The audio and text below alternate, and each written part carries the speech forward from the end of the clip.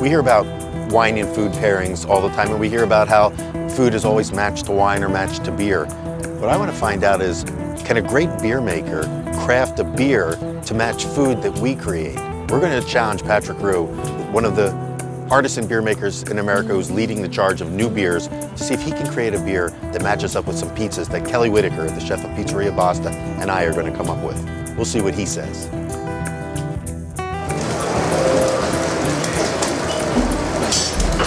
So guys, I need that entire water bath and circulator up here. Steven, I need those bottles out of here.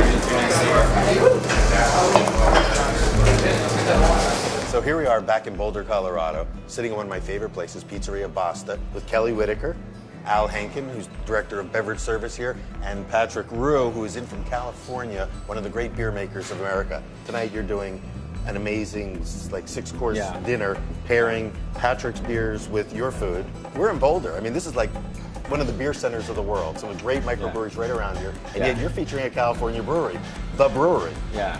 Why their beer? What is it about their beer that's going to be special tonight? For me, it was all about this commitment to bottle-conditioned beers, unfiltered bottle-conditioned beers that really struck a chord with me.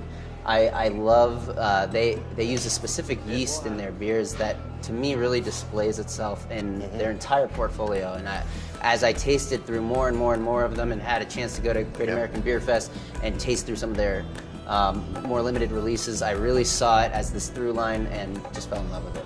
What overwhelmed me about the beer was also just like the palate, the way it works on the palate. There was a lot of things going on up front, and then it finished like really clean. It caught my attention because there was a slight difference in the style that was happening. What's this magic that you're creating out there, you know?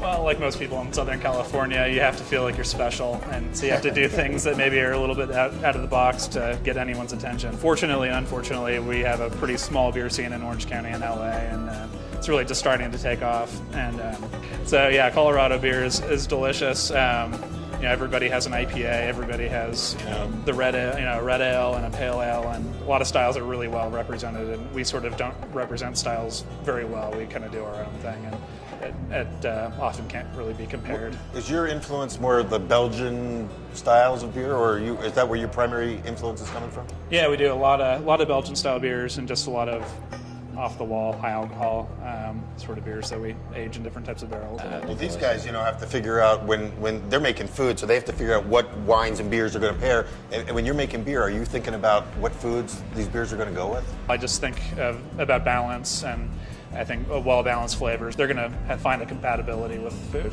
And then it's your job, what foods are going to match their beers, and also what beers you want to serve when you're creating food. You're doing a 6-course dinner tonight, and which means you're using 6 different beers as well? 6 different beers. 6 beers with 6 courses. So can you quickly kind of tell us what your thinking is on some of these courses and how you chose the beer to go with it? Well, I think it starts with the last name Rue. It's a French name, and we French culinary background. I also worked in the front of a house of a American modern French restaurant in Washington, and it was just like, let's do a French fine dining menu with Patrick's beers. So Pizzeria Basta's going French tonight. We're going French Absolutely. tonight. So what's the first course tonight? What are you going to start us off with?